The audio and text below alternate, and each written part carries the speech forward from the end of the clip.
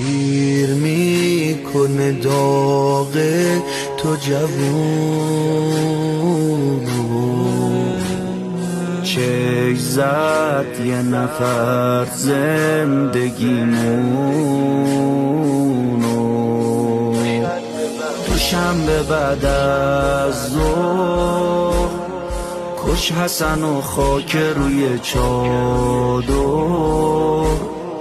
دوشنبه بعد از ظهر اومدی خونه خاکی و دل خور.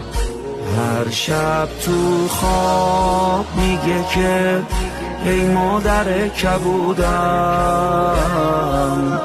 نشناخته بوده تگه همراه تو نبودم. تو کوچه خوردی کتک منم ایستاده بودم.